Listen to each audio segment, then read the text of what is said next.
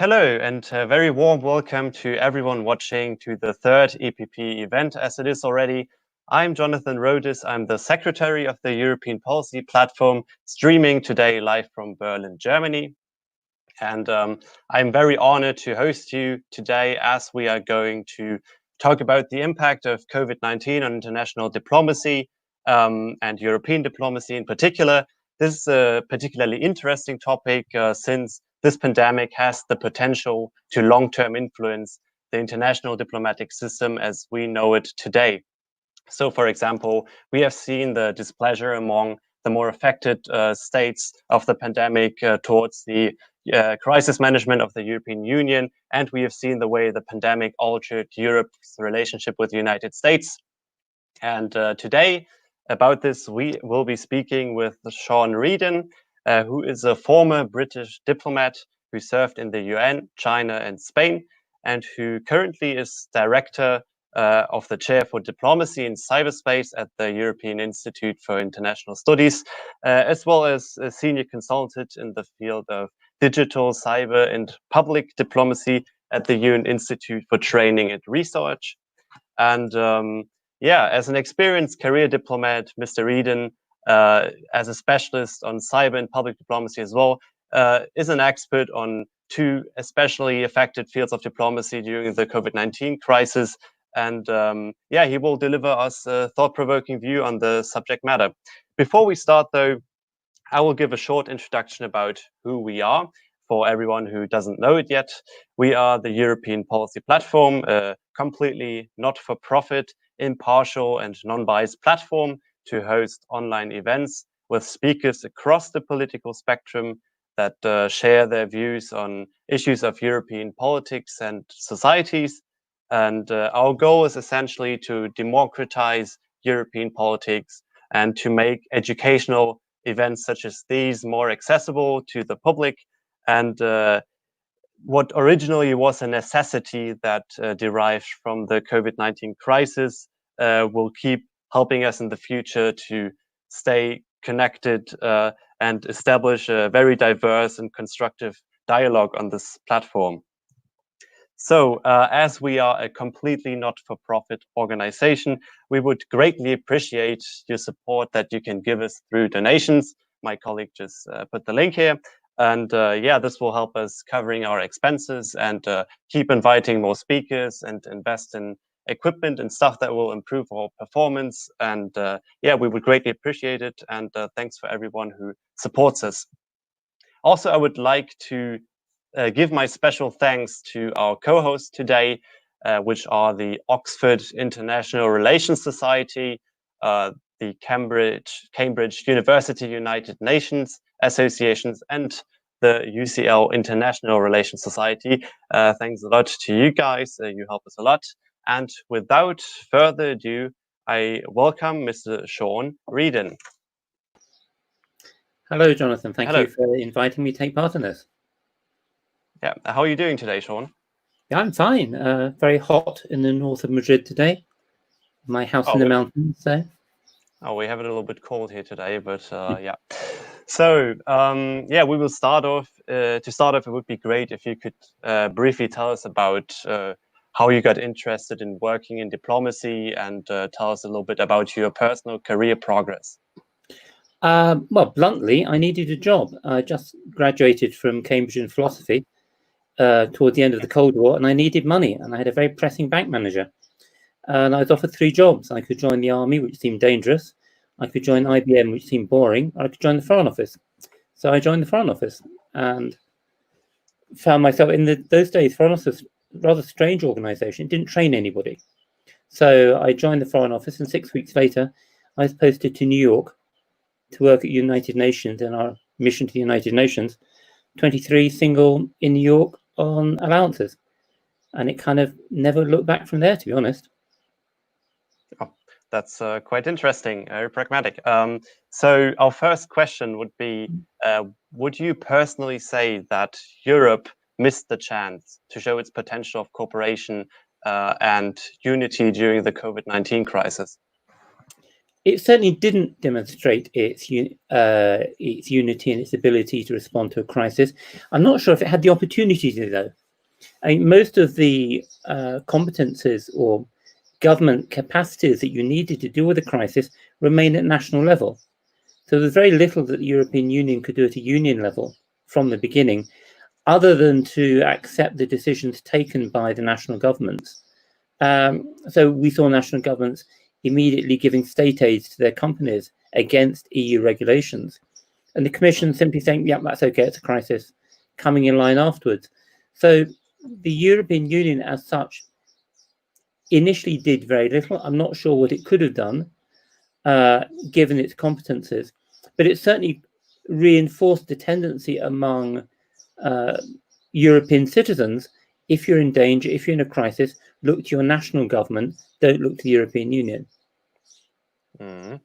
Okay, so what would you say, which countries in Europe have led the way in innovating the crisis time cooperation?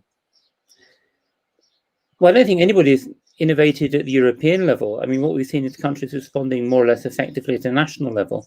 So we've seen countries like where I live, Spain, being pretty disastrous, pretty incompetent at dealing with it. You've seen my own country, Britain, equally. You've seen the country where you live, Germany, being much more efficient and much more effective in responding. So it's come down to, again, the capacity of national governments to respond to a crisis. And again, the lack of a genuinely European response.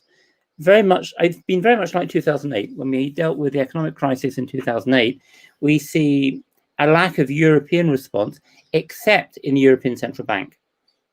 And European Central Bank essentially just prints money and breaks its own rules. Okay, so since you said there was a general lack of opportunity in the nature of the EU per se, would you say that there's a possibility to extend like the opportunities there are to like cooperate in a future pandemic? And if yes, do you think that's desirable, or should it be more a national state thing? It would be desirable, but I don't think it's very likely. And we're seeing that already with the economic response. That, I mean, the logical thing is we have a major economic crisis. We have countries that effectively bankrupted themselves through lockdown. Therefore, you ought to have a European response to the crisis. And we're not seeing it. And I think it's very unlikely, for example, that next week we're going to see any kind of real agreement on the European response in terms of a recovery project or recovery process.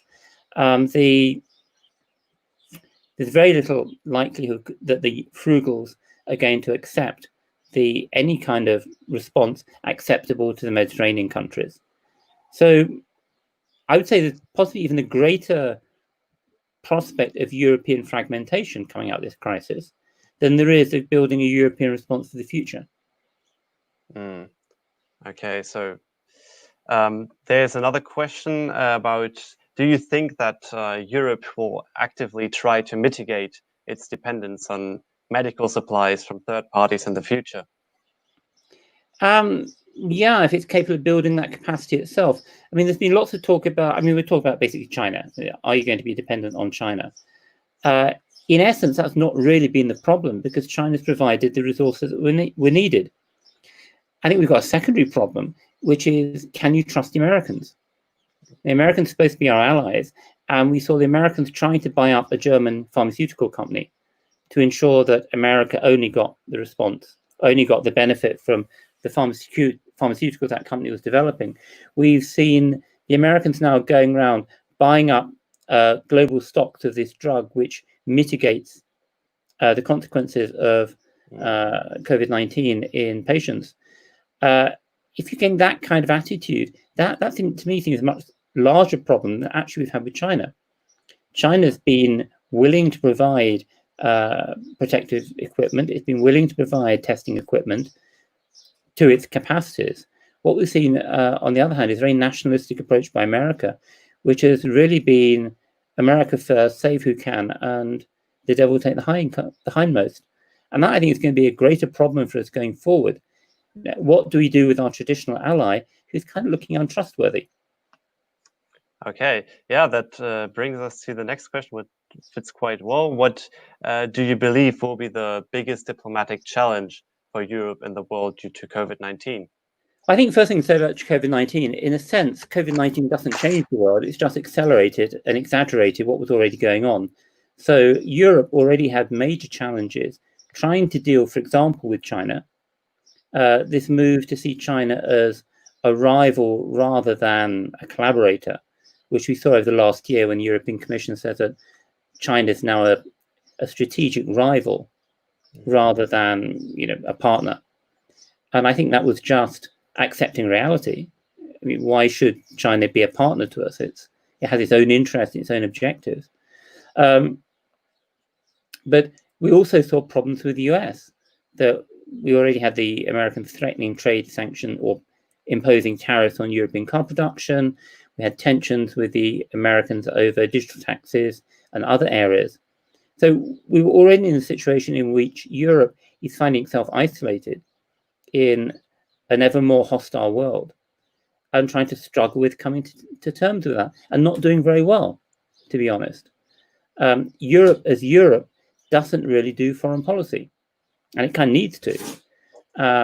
What we're seeing instead is individual countries in Europe doing their own national foreign policy.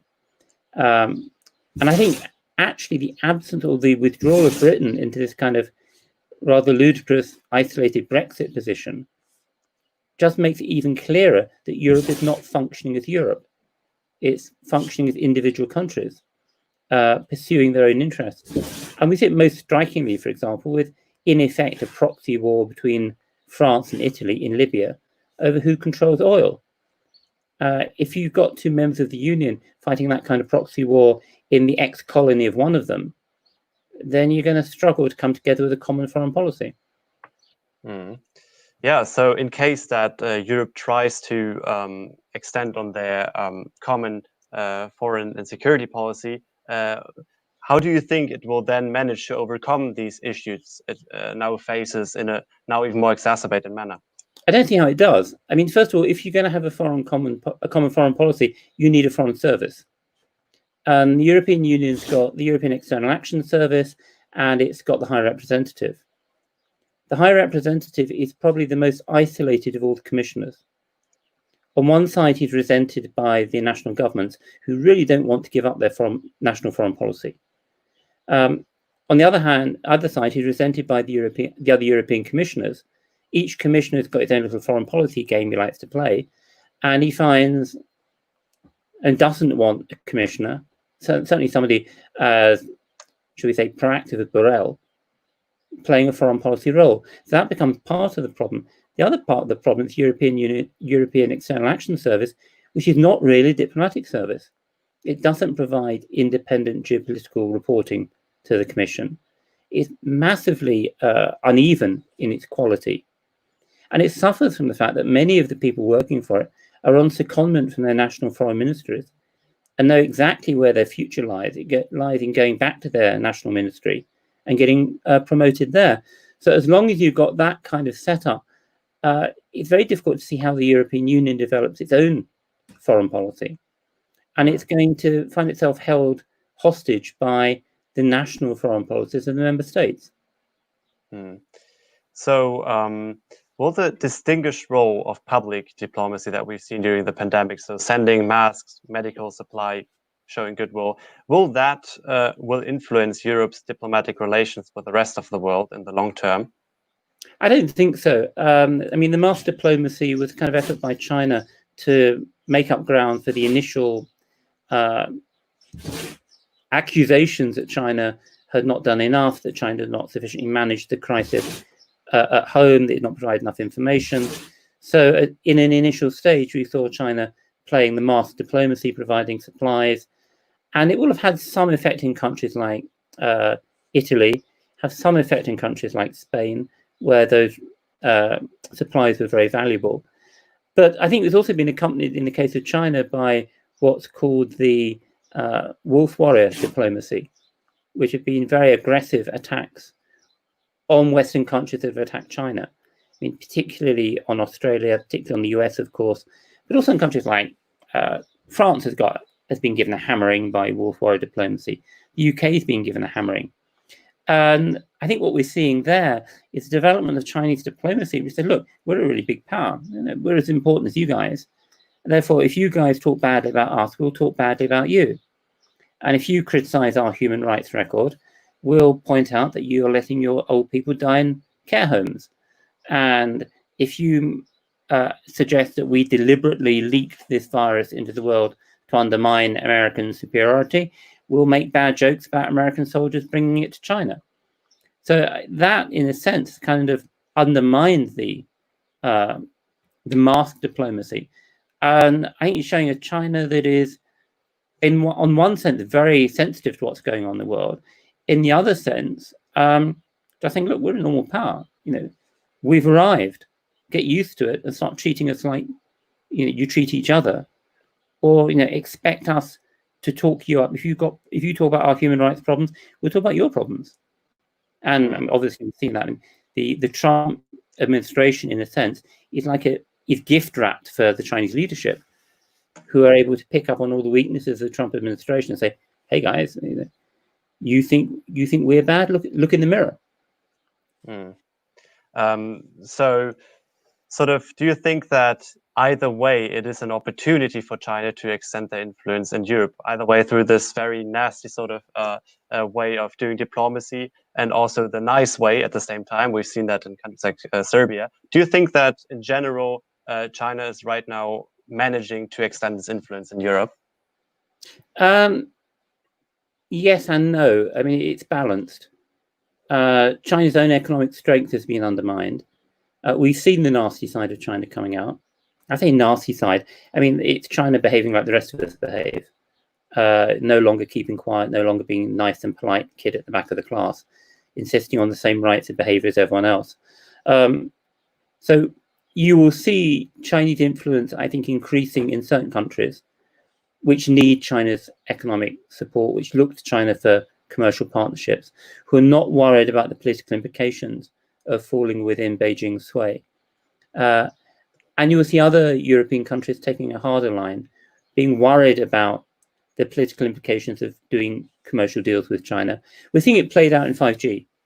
I think this is the interesting place to look for signs of where countries are going and where Europe's going in technology. And so we're seeing countries like Germany more or less saying, yeah, okay, we'll take 5G. I mean, why would we worry? France is more nuanced. We're seeing some Scandinavian countries, who of course have their own 5G providers, are taking a much tougher line with China. In the Balkans, of course, we're seeing in the 16+1 or 17+1, as it now is, arrangement, whereby there's much greater enthusiasm for collaborating with China. I mean, Europe is in kind of a bind in that, geopolitically, economically, Europe is very important. Geopolitically, Europe doesn't make much difference to anybody. Increasingly, Europe's becoming a bit like Africa. It's a geopolitical map where everybody goes plays. So it becomes a kind of geopolitical playground for everybody because it's not able to act itself. So it becomes an area of competition between the Americans, the Russians, and the Chinese. The Indians not really into that game. Turkey, of course, is another player in Europe, which I think in Europe we don't think hard enough about Turkey and what Turkey is doing in the Mediterranean, and the potential for confrontation between France and Greece on one side and Turkey and Italy on the other, which has the potential, for example, to blow NATO apart. So we're going to see it playing out differently in different countries. What that, of course, means is it's very, very hard for Europe to have a single response to China. Because if the Commission wants to have a China policy, a more aggressive China policy, I mean, it's already said that China's a systemic rival. It wants to be a more geopolitical commission, all of this stuff. It's very hard to do that because it's unanimity. So all it needs is a small country to say, hey, we like the money, or more particularly the Germans saying, we like somebody to sell our cars to, because we ain't got many people left to sell our cars to. And that undermines the whole thing. So do you see the implications of this, like the political implications of this sort of cooperation that China wants to foster with like smaller European countries? Do you think it's a problematic thing per se? I think it is. I mean, I think because China's attitudes changed. When I served in China in the late 80s and early 90s, China was was building up the European Union as one of the poles in the multipolar world. China really saw, and probably was biggest fan of the European Union outside Germany. It really saw the European Union as a potential power in the world that would counterbalance or help China counterbalance the Russians and the Americans. And I think China's kind of given up on that. Certainly when I'm talking to Chinese contacts, they're very skeptical of the European Union now. They say it's weak, non-functional. And they tend to look to individual European, they're much more interested in individual European countries. And this kind of sense in which probably the only European country with a real geopolitical viewpoint is France. That Germany's viewpoint is pretty much economic commercial. It doesn't really go much beyond that. And outside that, you worry about the French. And outside Europe, you worry about the British. But the idea that Europe as such is an international player, I think the Chinese have given up on. The Russians are determined to undermine it. Trump is now determined to undermine it. It's quite clear that Trump is anti-European Union, much more in favor of breaking down the European Union. So Europe's in a very difficult position. And at the moment, most people seem to have given up on it. Okay. Can you further elaborate on France's peculiar position that you just mentioned? I mean, I think France always has had a geopolitical vision of the world. And I mean, if we look at what Macron is doing at the moment, I'd say that Macron essentially wants to do a deal with Russia. He's wanted to do a deal with Russia for some time.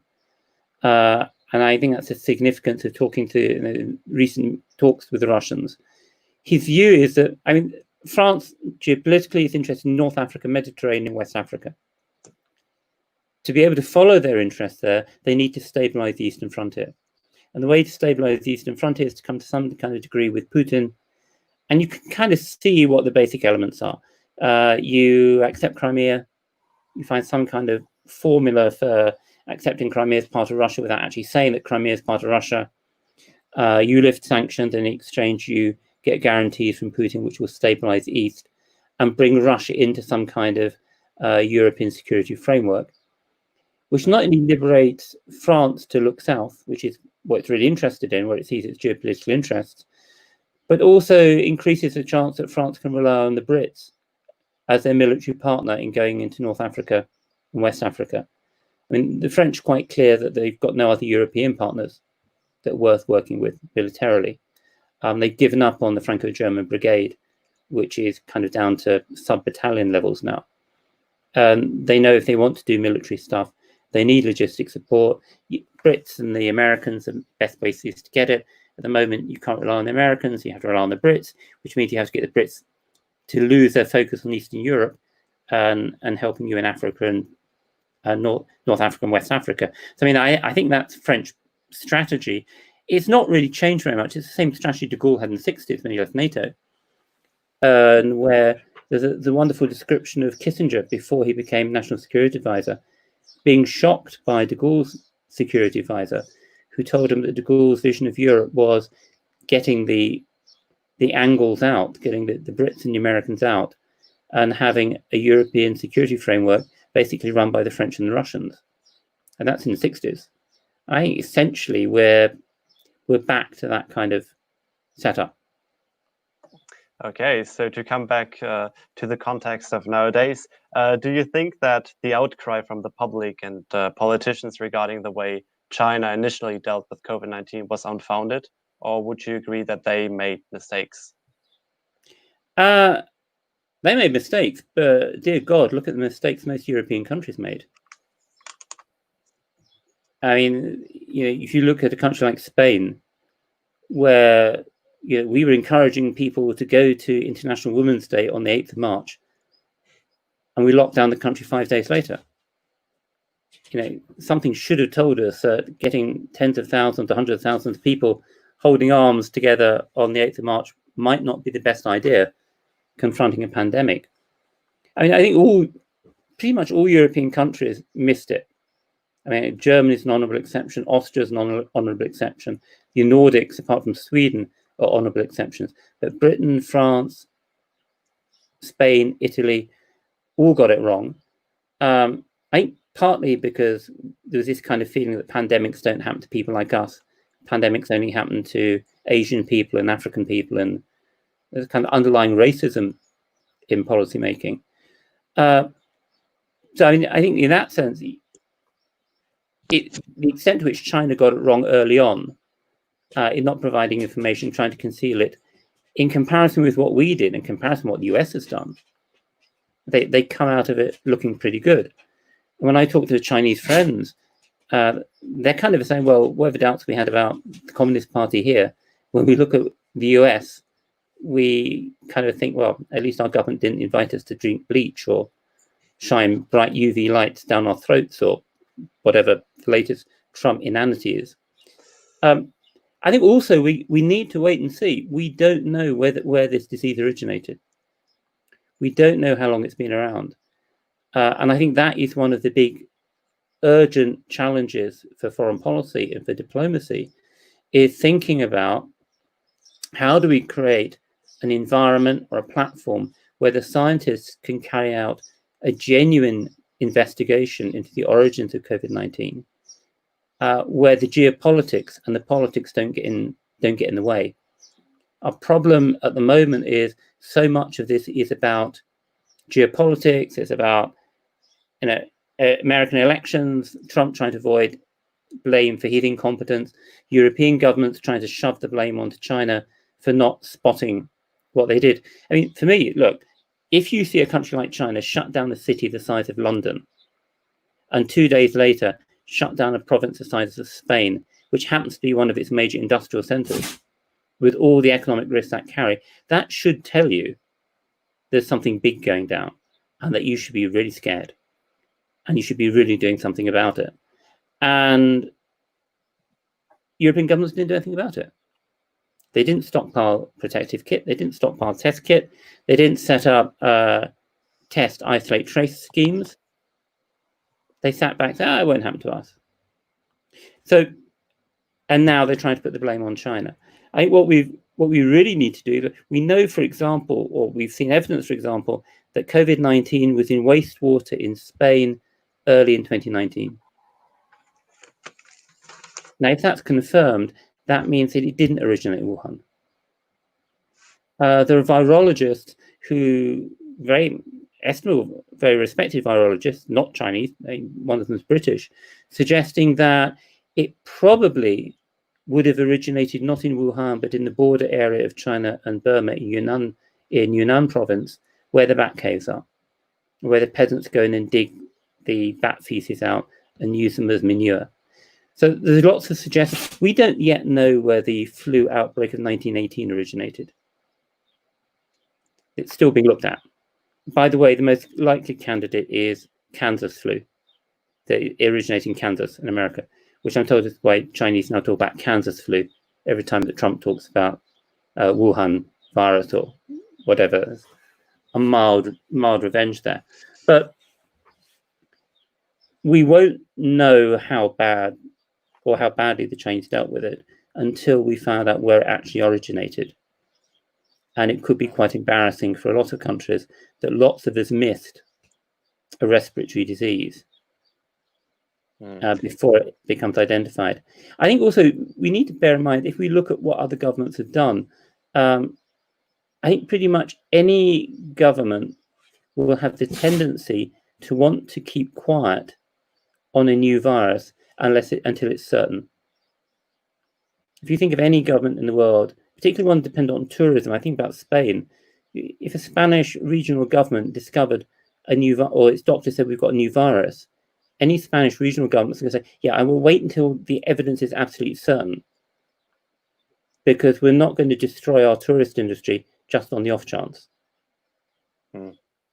Yeah. And I think we need to recognize, governments get stuff wrong. Yeah, that is true. So now you kind of pointed out that not all of the criticism was particularly fair toward China, but don't you still perceive a lot of their conduct regarding COVID-19 as very intransparent? Or would you say that it's just not strategically crucial for them to lie about it, like numbers of infections and all that? I'm always cautious about this with figures in China. I remember being told that Chinese always lie about their data, and China always conceals their data. I was in China in 1989 during Tiananmen. I was on the square during Tiananmen. And, if you listen to the BBC, they still say 3,000 people were killed on Tiananmen, at least. The Chinese came out with figures about between 300 to 500. Having been there and having been involved with the embassy studies, actually the Chinese data are more accurate than the BBC's. It's not to say that Chinese data is perfectly accurate, but it tends to be plausibly within, given what they're trying to achieve in any given situation. I think also in the case of Chinese data about COVID-19, think how many Chinese would have had to die to have a death rate comparable to European countries. If you think about per capita, to have a death rate comparable to Spain, China would have to have lost over 1 million dead. And I've got the great respect for the Chinese capacity to lie and conceal data, but over 1 million dead going even for them. So I think we shouldn't get so excited about the data. What's more concerning is, did they conceal vital information that would have helped us? And was it deliberate or was it incompetent or a result of their system? I incline more to that it was incompetent as a result of their system, that the natural tendency to conceal information, not to share it immediately. But I point out that fortunately they did a lot better than they did with SARS. They were much more transparent than were with SARS. Were they perfect? No, they absolutely weren't. And we've got the right to criticize them. But we also have to think about how badly we did. Yeah, so since you mentioned that you think it's rather centered on incompetencies with concealing information, I wonder what you think is the distrust towards China in the international field as it exists, for example, with criticisms against the World Health Organization. Do you say that's built on legitimate grounds? It reminds me of UNESCO. I was working in the Foreign Office dealing with UNESCO in the mid-80s when we left. And the reasons for leaving was that UNESCO was dominated by the Soviets. I'm old enough to have been in the Cold War, I have to confess. And I think, yeah, the Soviets dominating UNESCO, we must leave. So we went in, we looked at UNESCO. We went and hit their secretariat, went to lots of their meetings. And in the end, our conclusion was, actually, they weren't dominated by the Soviets. The Soviets were as frustrated with UNESCO as we were. It was just fundamentally bureaucratic and incompetent. And I suspect this is the truth of the World Health Organization. It's like all international bureaucracies. If you look at any UN bureaucracy, the necessity of having or being representative of different countries means that rather than having a very efficient, slimmed down administration, which can react quickly and agilely to a crisis, you've got a bloated bureaucracy where interests play against each other. And it simply is not very effective. I suspect that's more of a problem with World Health Organization. I think also, though, it's the problem that if you ignore organizations, if you don't play an active role in them, if you don't put the financing in, then they will be influenced by those who do. And what we're seeing is that China has started taking all of these issues more seriously than it did 5-10 years ago. It's playing a more prominent role in all international organizations. And in a sense, that's a Huawei problem. If we look at Huawei and 5G, we see that 10 years ago, China did not go to international industrial standards meetings. Might be one little Chinese diplomat in the corner waving his flag, hoping that somebody noticed him. For the 5G meetings, there were hundreds of Chinese technicians suddenly turning up, and no doubt intelligence officers and diplomats too. And we didn't spot that.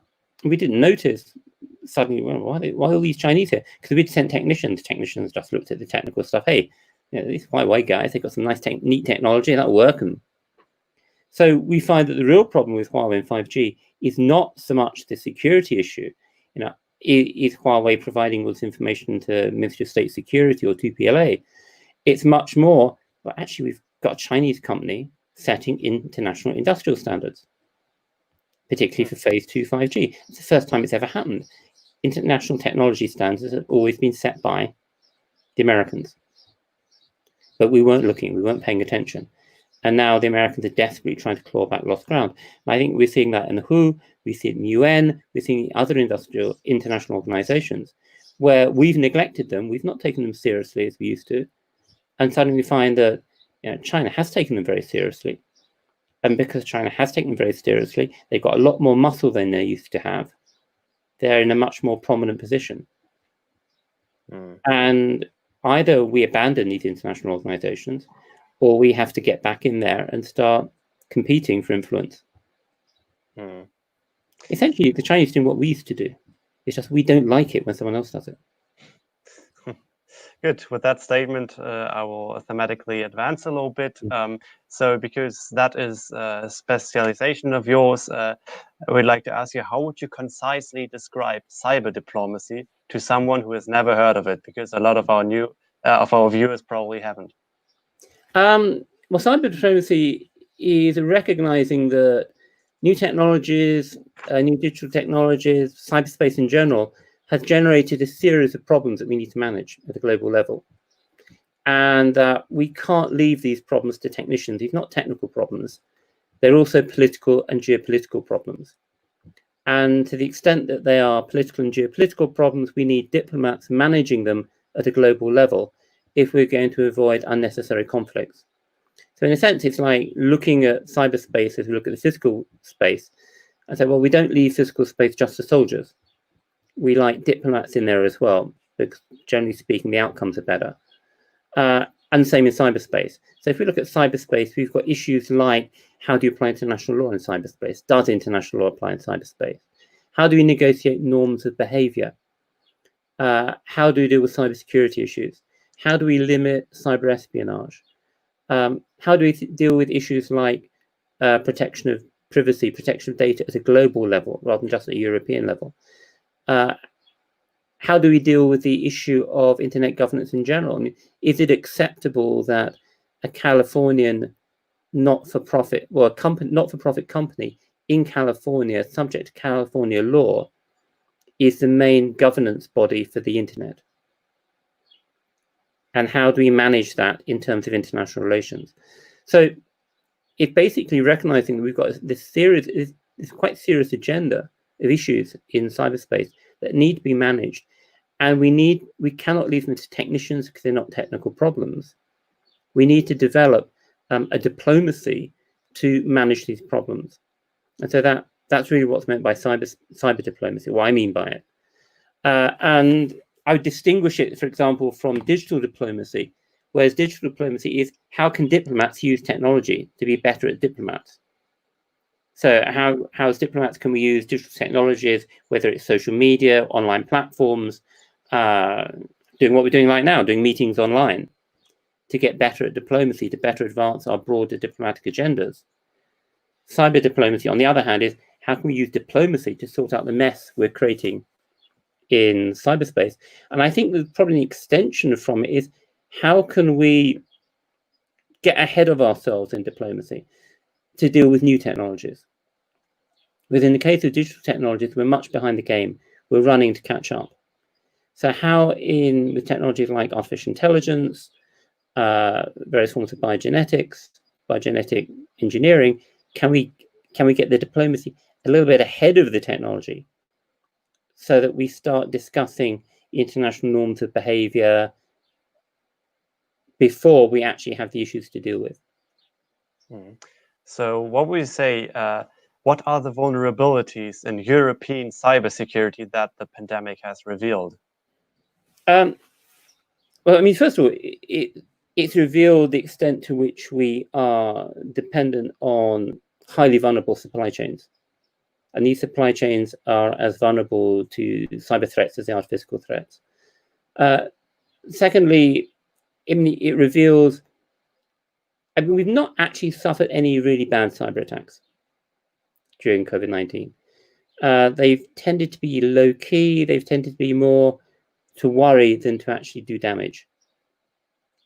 But nevertheless, it reveals how much we need technology to do things, and the extent to which we've been forced online through homeworking, through doing things like this as online conferences rather than face-to-face conferences. In one sense, it's shown the potential of the technology, the way that we can do things online that we didn't think we could. On the other hand, obviously, it means that we're more vulnerable because we're doing so much more online than we were before. So what do you say, how well developed would you say is intra-European cyber diplomacy? Is it well prepared against the cyber attacks, the misinformation campaigns, and other perils that will potentially increase due to COVID-19? I think we're completely unprepared. Statement. In European external actions, it's interesting, if you compare the European Union with NATO, NATO is much better at combating disinformation than the European Union. Far more effective, because they get out ahead of the news. What we see with Europe is very reactive, very self-righteous, very up itself. Europe is always right. Europe thinks it's wonderful. So anyone criticizing it must be fake news, must be disinformation, which doesn't really get you anywhere. But more importantly, very reactive. And one of the clear lessons of dealing with disinformation campaigns is if you're reactive, all you do is strengthen the fake news. Because you end up back at the same level of fake news. So, if I say that you're an evil dictator and you come back and say, no, I'm not, you've already given me part of the game. What's much better is to get ahead of the game. The trouble is that Europe at the moment doesn't have a lot of good news to say. So if you're blundering around, you can't come up with a recovery plan.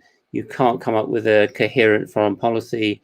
You can't come up with coherent strategies for moving forward. You've got the realistic prospect of breakup. Then it's very difficult to get ahead of the news, come out with the positive news stories, which actually say, hey, look, this is where we're going forward, that detract from the negative or disinformation campaigns. So we have a problem. Not everything you hear in negative about Europe is fake news. A lot of it, unfortunately, is true. And I've long said, when dealing with public diplomacy, one of the lessons I always say whenever I talk to a foreign ministry about public diplomacy is the best way to improve your reputation in the world is to change the reality. And unless Europe can start changing the reality, it's going to have a real problem improving its image or its reputation in the world. I mean, at the moment, most of the big powers around the world are looking at Europe and seeing a continent in pretty much permanent decline. Can you think of any more technical ways to improve, let's say, the spread of misinformation campaigns, for example, from the Kremlin? Because it might not all be false, but the fact that these campaigns exist are already a peril to Europe. So how can that be improved? Like, must cooperation be first of all, you've got to say, where is the peril? Where does the peril lie? I mean, in other words, what parts of society are you worried about? About the principle that there is a foreign government that tries to influence a national election. I think that in itself is something to worry about. And what you mean? We've never done it. Of course we did, but we used to do it in Europe. Yeah. Well, I mean, we try and do these things. I think you have to be really careful that just because we don't like it being done to us, we've got to remember what we've done in the past. What for me is a more practical approach to this. Okay, unless you're going to have a major confrontation with the Kremlin, which is going to be difficult when Macron is trying to do a deal with Putin to stabilize Eastern Europe, to liberate himself. It can be really difficult to get tough with the Kremlin when Germany is building Nord Stream 2 to solve its energy problems. Unless you're in that circumstance, the issue really is which publics are you worried about? Where is the influence hitting? And how can you contest it? The common citizen. I mean, education are getting more effective at political debate. better quality politicians. Disinformation operations operate against our weaknesses, against our flaws. It's because we're no good, basically. If we're good, robust, and effective, disinformation operations don't work. If you look at the Brexit campaign, for example, it's increasing evidence that there was Russian disinformation, a massive Russian disinformation effort at the time of the Brexit campaign. Did it make any difference? I doubt it. I think more impact was a long period where European elites didn't really care about those left behind. Didn't pay attention to these discontents, and an incredibly incompetent campaign by the Remain side. I mean, I'd be a Remainer, and I was appalled by the campaign. The Remainers, smug, complacent, without energy, didn't really engage, and coming up ridiculous economic forecasts about what would happen if Britain left. Which means everybody knows that nobody can make an economic forecast more than 3 months ahead, and they were making 5-year forecasts of disaster and gloom and making so. I mean, if we're doing stuff really badly, then we open ourselves up to disinformation. If we really want to contest it, let's start doing stuff well. Let's get better at what we're doing. Because think about what happened in France at the time of Macron's election. Massive Russian disinformation campaign going on. They really thought if they could get Trump, Brexit, and Le Pen in 6 months, they could rule the world. And the French handled it much better. Yeah, I think that's also a good example in Germany that the far right is sort of in this connection with Russia, but in the end, the biggest downturn that the far right now experiences was through the fact that the government crisis management was doing quite well. So I think you're definitely right on that. Yeah, I mean, if you're competent, that's your best defense. As I say, going back to public diplomacy, if you want to change your reputation, get better at something. I mean, to me, the classic example is thinking about Norway. I mean, 10 years ago, 15 years ago in international relations, Norway was, it's cold, got oil, everyone's 2 meters tall and blonde haired, got fjords. That's about it, really. Now, because they set up a conflict resolution section or department inside their foreign ministry and made it really good, and so you start calling on Norwegians if you've got conflict. They're in Sri Lanka, in the Middle East, they're in Colombia, leading the conflict resolution activities. Now it's okay. If I've got, if I've got a conflict, I've got a war. Who do I call? I call the Norwegians. They've completely changed their reputation at an international level, not because they made themselves look nice or did their hair in a different way, dyed their hair dark or something. They just changed the reality. They created a real capacity, and that changed the way you want to deal with disinformation campaigns. Get good at stuff, and then there's nothing for disinformation to get into. I think the problem with Europe is too much we don't like it, it's nasty, horrible Russians, stop doing it kind of mentality, and that just makes you look weak and gives the disinformation more credibility. And if you think about the US, I mean, Russian disinformation campaigns in the US function because the US is a broken society. And they play it for all they're worth. And as you rightly said, the far right in Germany, what's done them down? Mutti is really good at crisis management. And if you're in a crisis, who do you want to go with? Alternative for Deutschland or Mutti? We all want Mutti in a crisis. That was revealed, definitely. Yeah. So yeah, I want to come back a bit more to the subject of digital diplomacy. Yeah. So in what way does a lack of in-person interaction influence diplomatic negotiations? I think it's always been really important, the role of the face-to-face contact. It's very important to understand another government's intentions and motivations. And recent psychological studies and neuroscience studies are showing actually we're really good at identifying intentions as human beings. We're much better than anyone thinks we are. But to do that, you need lots of face-to-face contact. So that becomes a really important part of diplomacy. The face-to-face contact that enables you to identify intentions, motivations. And that doesn't work online. You don't have that online. I think the second thing is the little gathering in the corner. Most diplomacy is not done in plenary meetings. Whatever people say about the importance of Twitter or other social media, most diplomacy is still done in the quiet, in dark rooms, quiet conversations. It's one of the reasons that the United Nations headquarters in New York has so many coffee shops. It's got thousands of coffee shops. Nobody knows where they all are. The rumors about coffee shops that have never been found. There's just a barista there serving coffee to himself.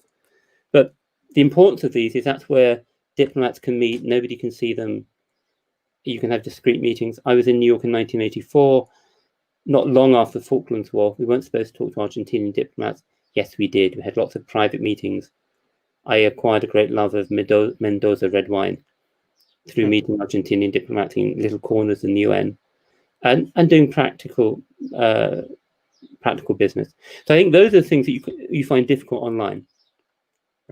What COVID-19 has forced diplomats to do is to get online.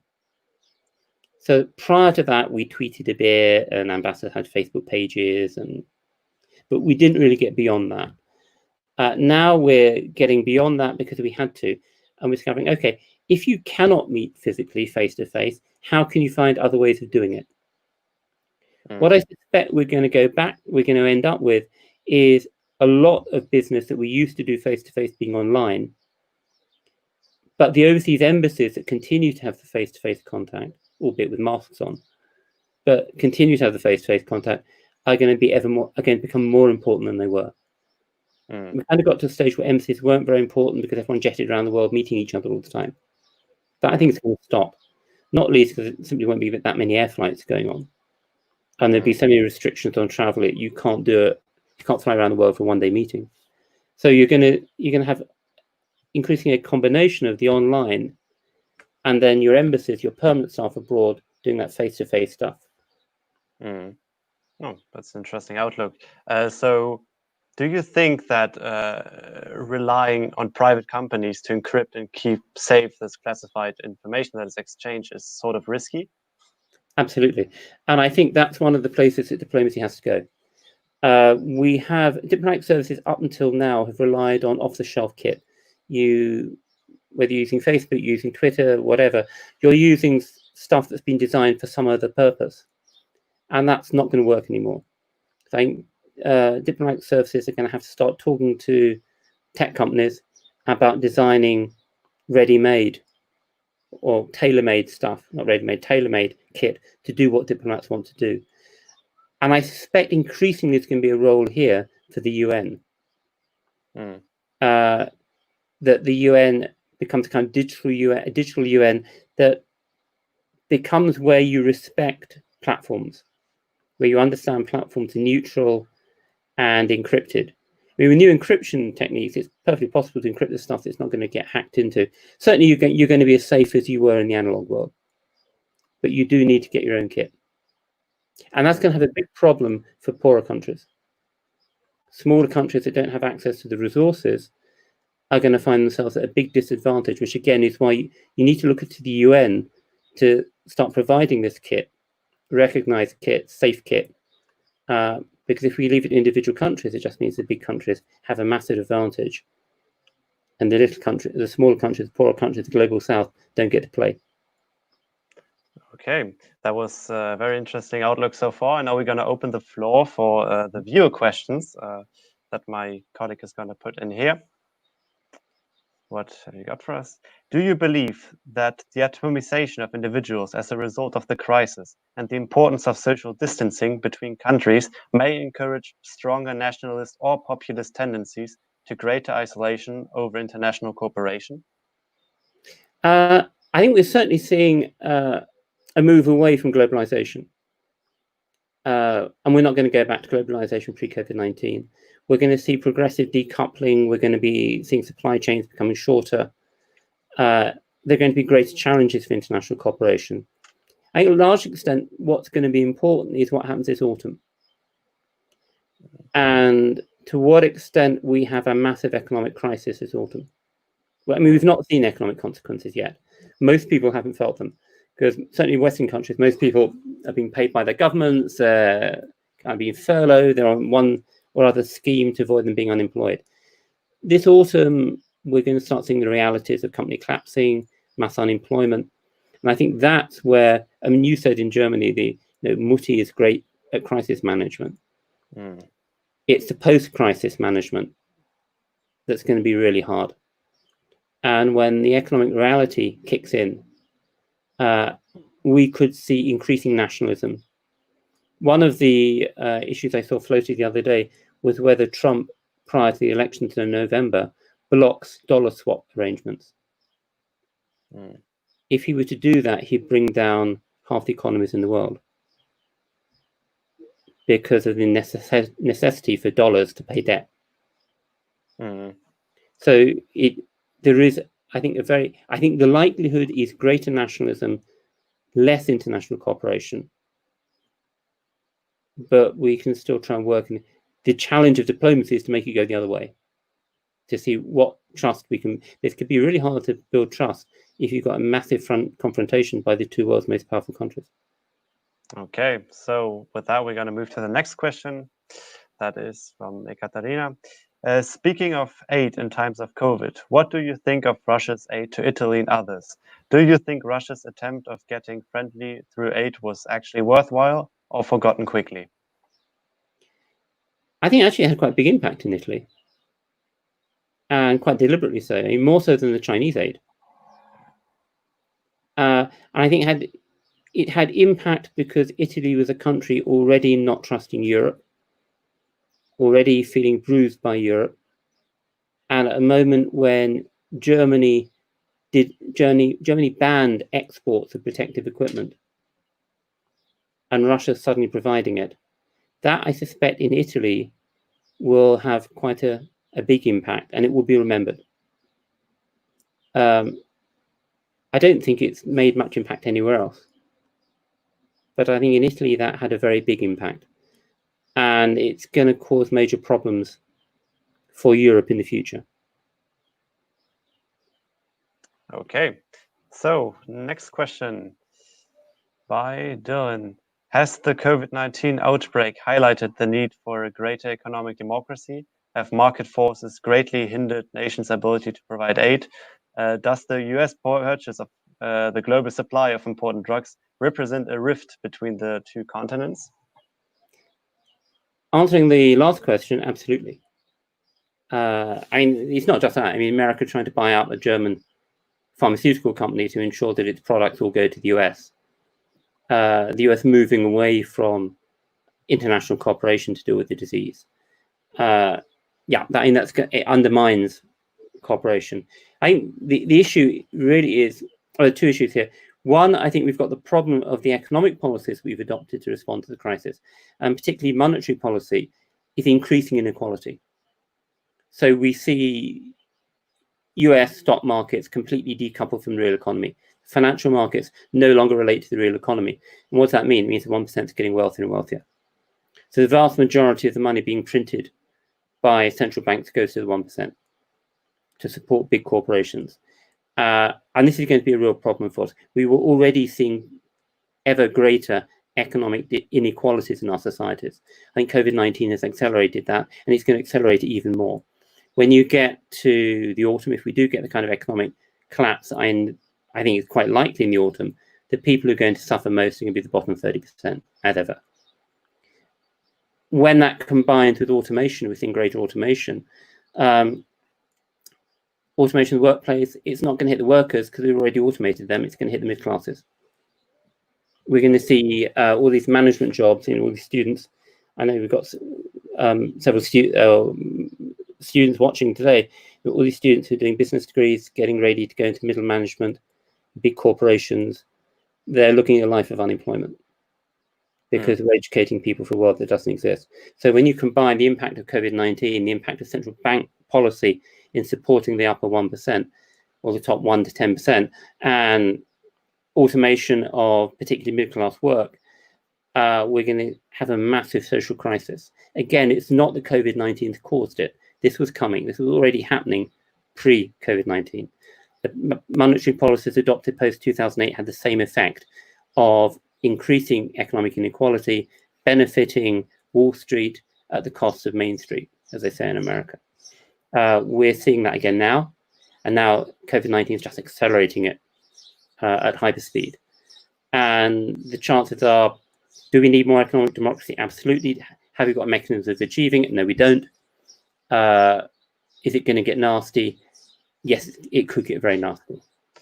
I mean, I know in Spain, for example, that the police and the security forces are warning the government about a hot and violent autumn already. They're anticipating it's going to get bad. And I suspect that's going to be true in a lot of countries. We already see it in the US. Okay, with that, to the next question. That will be from Michael. Has China turned to bilateral dealings with individual EU states rather than with the EU in general as a response to EU disunity, or in order to further that disunity? I would say as a response to EU disunity. China has always been one of the big fans of the European Union, or traditionally been one of the big fans of the European Union. It liked the idea of the European Union as an extra pole, as I said earlier, to balance off Russia and US, and saw partnership with the European Union as an important element in Chinese foreign policy. It's kind of abandoned that, not because it wants to break up the European Union, because the European Union is breaking up itself. So China, if you talk to the Chinese now about who do they deal with in Europe, they will say, well, on one hand, there are lots of these little countries that they can buy off as part of the Belt Road Initiative, and that's their insurance policy. And then they will deal with perhaps Berlin and Paris, but they're not really interested in anyone else.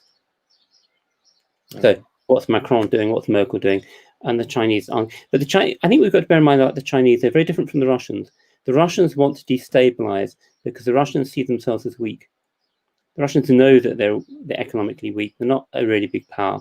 So they have to fight the international relations, the geopolitics of the weak, which means destabilizing everything, confident they can navigate their way through it. The Chinese not like that. The Chinese see themselves as a country with a really good future. And as a country with a really good future, they want stability. They want stability abroad, and they want stability at home. And if you bear in mind that China's only known probably 40 years of stability in the last 200 years, and that's since 1989, you can see why they're stability obsessed.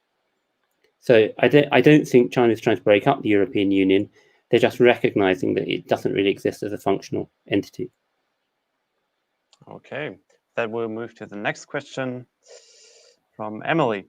There have been many reports and tweets that President Trump is looking to ban the global app created by a Beijing-based company, TikTok, in the USA as a form of punishment for the COVID-19 outbreak. What, if any, are your thoughts on this? First of all, I don't think Trump's trying to punish China for the COVID-19 outbreak. You have to bear in mind, this is the same Trump who congratulated China in the early days about how well they've managed it, said what a great job they were doing. Trump's aim in relation to China is twofold.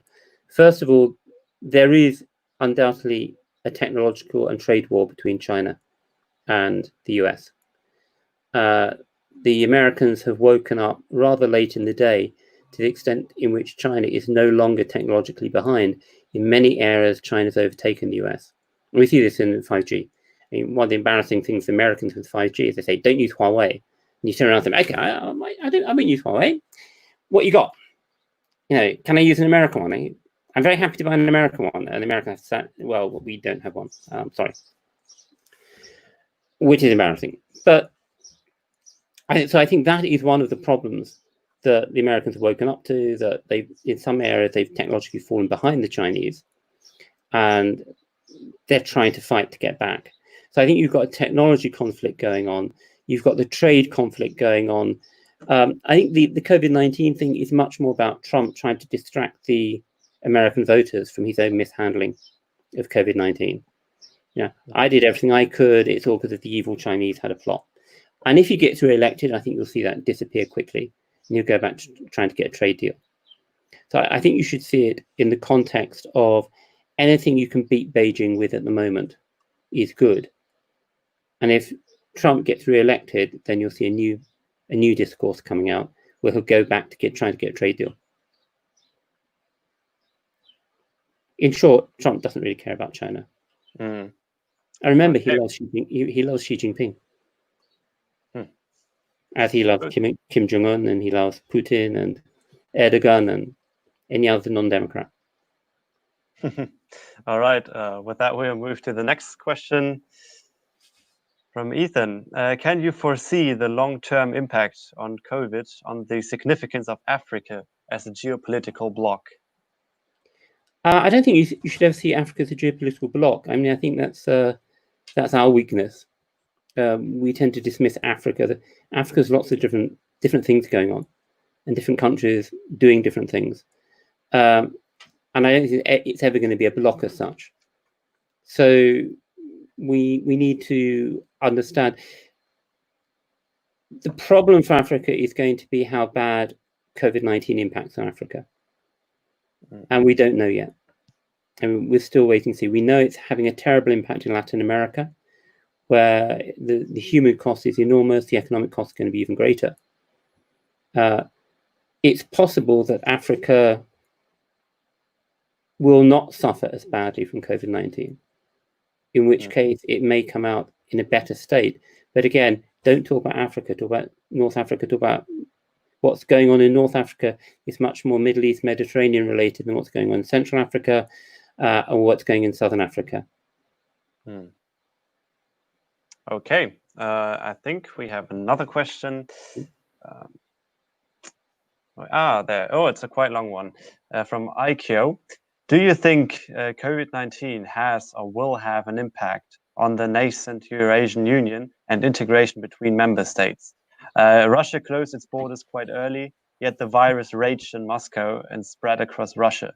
And there seems to be a sudden spike taking place in Kazakhstan. Do you see any internal changes taking place within this bloc of countries in the near future? Sorry if the question was badly formulated. I think the question was very well formulated. I think Eurasian Union was in trouble anyway. And it's an attempt, first of all, it's an attempt by Russia to create a counterpart to the European Union. And yet Russia wasn't able to persuade the European Union to deal with Eurasian Union. The European Union insisted on dealing with the individual countries. Secondly, the members of the Eurasian Union all have very different intentions. Russia is, in a sense, trying to find a way of reconstructing the Soviet Union, putting back together its Eurasian backyard. Eurasian countries themselves have no intention of allowing that, and they've tried to balance off Russia against the US, Europe, China. Europe and the US are kind of disappearing from the region, all the more so as the Americans pull out of Afghanistan. So now it's a question of Eurasian countries like Kazakhstan balancing off the Russians and the Chinese. I think ultimately that will limit the ability of the Eurasian Union to do anything. And in that context, I think COVID-19, again, it accelerates existing tensions or existing trends. So we've already seen the growing tensions, I think, between China and Russia in Central Asia, in Northern Asia, which potentially is going to break up the China-Russia alliance at some point.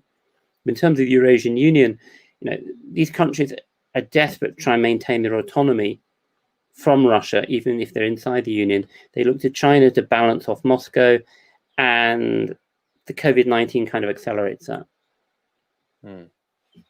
Okay, let's go to the next question from DC.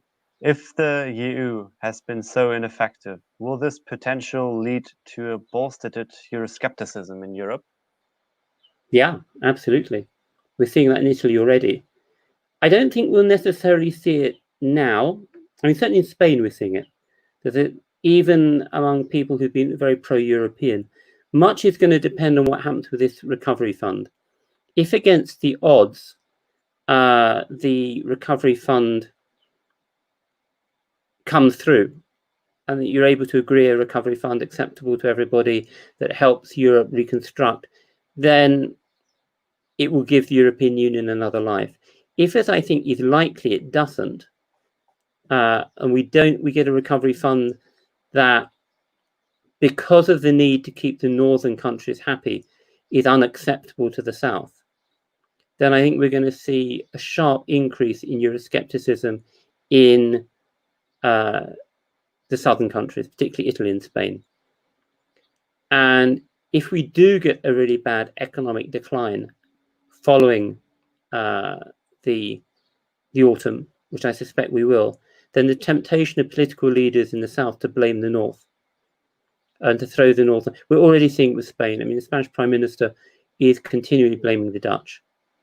There is an extremely anti-Dutch feeling in Spain at the moment,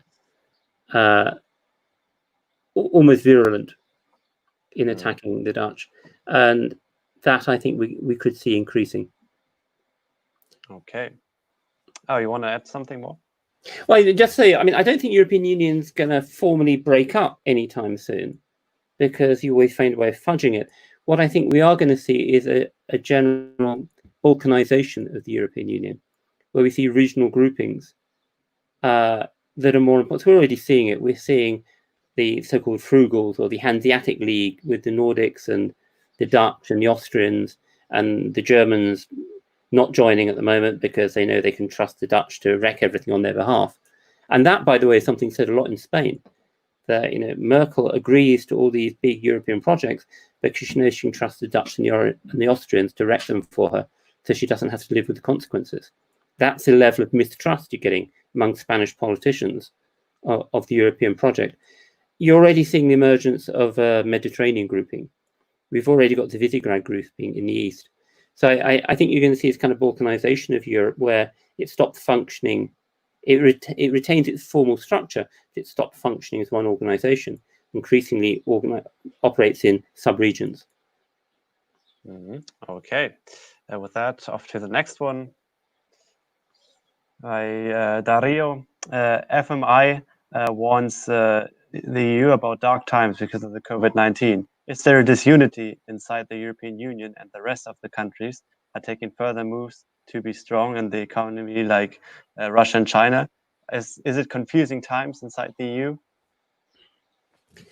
Well, I think confusing times are already there, but they're getting worse. Again, you know, COVID-19 accelerates or exaggerates existing trends.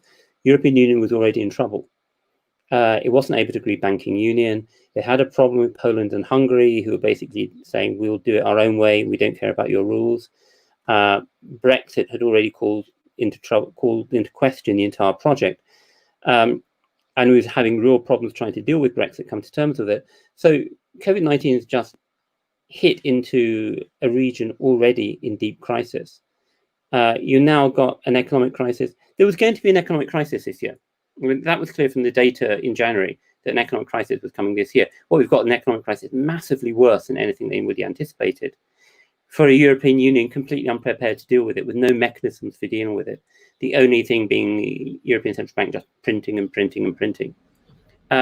And each country coming up with its own national solutions. And that, I think, is going to continue. And I said it all comes down to a meeting next week. Yeah, next week, about the recovery fund. If the recovery fund cannot be agreed, then Europe's in deep trouble. Okay, good. And off to the next question. By Michael again. Many now believe governments around the world fail to adequately prepare for a global pandemic. What do you think is the next big crisis, global problem we might see? Also, how will COVID influence global efforts to tackle climate change? I think that the COVID-19 outbreak brought home a real problem in policymaking. Every government in the world, or pretty much every government in the world, had identified pandemic disease as one of the big dangers, big geopolitical threats. It's really, if you look at any government strategy paper or security strategy paper going back over the last decade, you find pandemic diseases there. And quite rightly, we've had a series of pandemic diseases where we got lucky and nothing really happened. I think where we had a problem, where we do have a problem with governments, is that we don't have systems within government that can shake a minister, go and grab a minister and shake him and say, look, this is it. The transfer from the theoretical that this is a major security threat to the actual, and here it is, let's deal with it. There's a gap there. So, I mean, it's something that pretty much all governments need to think about. How do you set up mechanisms whereby you identify what the next threat is? We're going to have a series of threats. There's no doubt during the 21st century, we're going to have a series of threats. They're all in our security strategies. Our national security strategies mention all of them, but how do we link one to the other? How do we get from that theoretical, this is a threat, to the, and here it is knocking on the door? That I think is going to be a big challenge. How we build in the early warning systems that tell us when the theoretical has become real. So that I think is one of the problems that we've got. What will the next threat be? I don't think anybody knows what the next big crisis is going to be. It could be economic. We could be in for another massive financial economic crisis. I mean, if we get to the autumn, it gets really bad, and suddenly financial markets go as well. Then we'll be in something much deeper than 2008, 2009, and that's going to be our next crisis. It might be that the Chinese and American confrontation gets horribly worse, becomes violent, goes from Cold War to hot war, which is not likely, but it's always possible. You never know. The tension's got to a stage where an accident can happen and get out of control very easily. It might be another pandemic. So there's talk in the moment about a new respiratory disease in Kazakhstan, which is worse than COVID-19, the Chinese are warning about. So we don't know what the next crisis is going to be. We just know there's going to be one, and we need to start having structures in place that give us that early warning so we can start managing them better. I think there are two dangers about COVID-19 and the climate change debate. One is it's a massive distraction. So we're now going to be utterly obsessed with COVID-19 for the next year and a half. And there's a danger that the climate change just gets abandoned and forgotten. The other danger is a more technical one. One of the things that we've discovered in COVID-19 is that modeling is not very trustworthy. We have massive problems with the modeling going on, where the modelers have said, oh, 30,000 die, oh no, 5,000 die, oh no, 100,000 will die. And I think that's because we don't understand modeling. The danger is that reads across into the modeling for climate change. So the climate change deniers or skeptics will be able to say, hey, look, we've just seen how bad modeling was with COVID-19. It was terrible. Why should we trust the modelers on climate change? And there is an answer to that. I mean, the answer is that modeling is only as good as the data, and the data on COVID-19 was crap, basically. Modeling is only as good as the models, and a lot of the models being used for COVID-19 were, to use a technical term, crap. So we've got bad models and bad data. But I think we need to get that across to people so that the publics don't then start questioning the climate change modeling, and it doesn't undermine the need to push ahead with climate change policy. Okay, and we'll see what else we have got question-wise. Again from DC, how does a complete economic collapse affect diplomacy? Could this affect territorial disputes? Yeah, it can. The danger with complete economic collapse is that governments need to distract their publics, and governments tend to be more aggressive. We've seen how the Chinese government, when you get a crisis or a problem, tends to encourage nationalism. If we look at China, it's often said that the Communist Party in China depends on economic growth and development. I mean, that's its deal with the Chinese people. That's not actually true. There are three things that the Communist Party has with the Chinese people. It promises economic development and growth. It promises social and political stability, and it promises to make China China again. And we've got to remember that in Chinese, China is called Zhongguo, which means the central country. And the whole point of the Chinese Communist Party, its legitimacy, is to make China the central country again. And so if you just think about China, if the economy is weakening, if that central pillar or that central promise of economic growth and development's being weakened, you can't deliver on it, then you have to deliver even more on the making China great again, China taking its place in the world, being respected, not being pushed around. And so that increases the chance that you can have conflict over territory. The other big impact the economic crisis has on diplomacy is it removes economic tools. So the whole series of economic tools that you could, in normal times, you can use, like development, like growth or whatever, supporting growth, economic aid, development aid, whatever, suddenly disappear. So you lose a whole series of tools that you would have in normal times. And if you reduce the number of tools you've got for diplomacy, that increases the chances of you using the military tools. All right. And with that, we have time for one more question. And that will be from Ekaterina again. If Shaun is saying that China is now getting more daring when it comes to how others are commenting on its politics actions, then does it mean it's time for the EU as a whole to shift away from relying on China and try to pretend less that they're some sort of allies? I don't think the EU should ever have said that China was some kind of ally. But equally, I don't think you should go to a position of saying China is evil, it's the enemy, we're not dealing with it.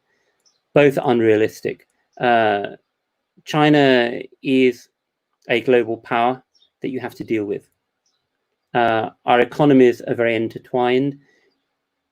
If we want to decouple economically from China, it's going to take a lot of time, it's going to cost a lot of money, and we're going to have to explain to our populations why we're doing it. So decoupling is not as easy as many say. Also, we're in a world where Europe's not doing well. We're not very coherent. We're not very consistent. We can't rely on America, certainly as long as Trump is president. America's not a reliable ally. We've got to confront Russia. We've got to confront Turkey. We've got the whole chaos of North Africa and the Middle East. Can we afford to isolate ourselves from China as well? So I agree we should not see China as a friend or an ally or a partner. We should see China as another geopolitical actor with whom we have to manage a relationship. Does that mean that we have to get aggressive or hostile? No, I think we can still do things with China. We can have constructive relations with China. But I always used to say that there's one, in China, there's a phrase that should make you worried.